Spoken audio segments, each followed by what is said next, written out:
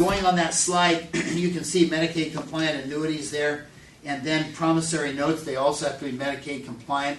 Promissory note is like an annuity, only we don't use an insurance company. We use a bank, federally guaranteed bank, and usually for lesser amounts and short term, like 3 months or 4 months. So, for example, let me give you an example of this.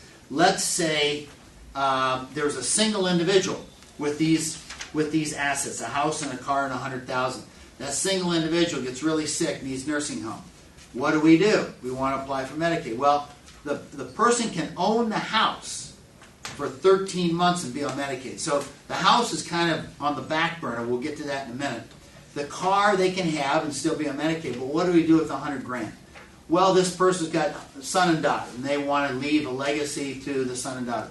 We can gift $50,000 to the son and daughter. Okay, let's say it's $60,000. Okay, and that easy figuring, 60 divided by 6,000 is 10-month period restricted coverage, right?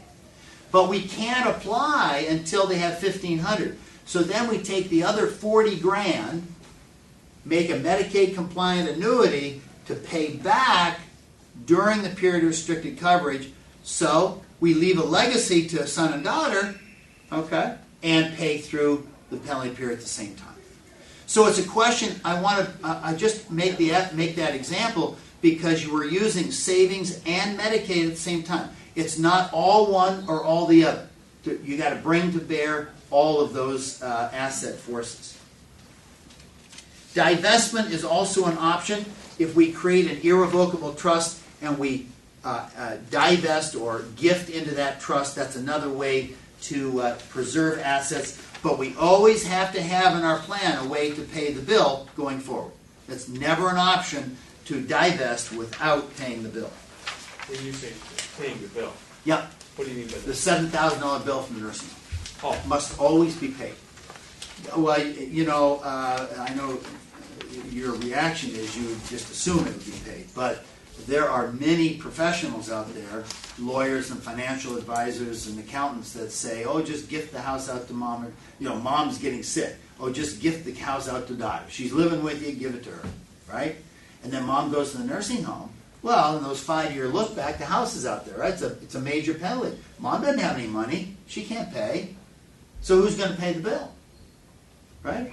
It's an improper gift. Okay, well, if that fact pattern comes across our table, we counsel the daughter, we have to give the house back. That cures that gift. So we can go ahead and apply for Medicaid. Okay? And then we have 13 months to figure out what to do with the house. Okay? But at least we got the bills paid. Right? Okay? That's what I mean. But what's paying the $7,000 a month? Medicaid. Okay. Medicaid. If the mom owns the house. No, she gifted the house to the daughter. And the daughter had to gift it back to the mom. To cure the penalty, right? Right. So mom owns the house. We apply for Medicaid. Medicaid pays the bill. Okay. Wait a minute.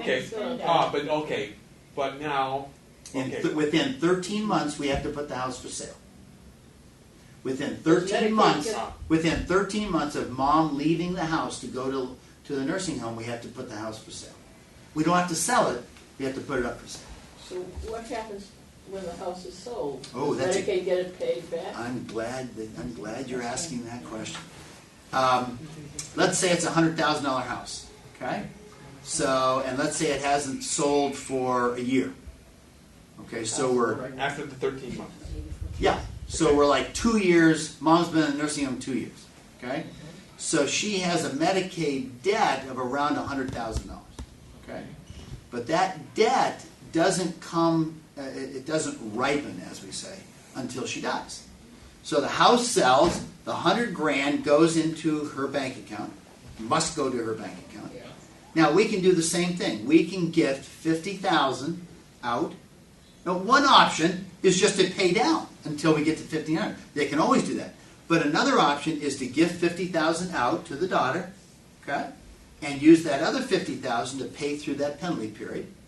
Okay, so we have about a 10-month penalty period that we privately pay, and then she'll go back on Medicaid. Okay, so typically, even when a person's on Medicaid and they have a house to sell, we can usually save 50 to 60% of the equity, the leftover equity in the house. Keep in mind, farms, houses, family businesses need specific attention. So please, now there are some exemptions. If you've cared for your mother or father for 2 years, and but for your care, that parent would have gone to the nursing home, we can transfer the house, no penalty to you. Okay? If mom and dad have a sibling, in other words, a brother or sister that have an equity interest, they don't even have to live in the house, but they have an equity interest, we can transfer the house without a penalty. I'm sorry, equity interest and have lived with them 1 year. Excuse me. And then the disabled child. If mom is going in the nursing home and she has a child that is disabled under Social Security code, then that house can be transferred at no penalty to the disabled child. Okay, so there are these other exemptions. The last slide is just ask you to take action and get a plan done.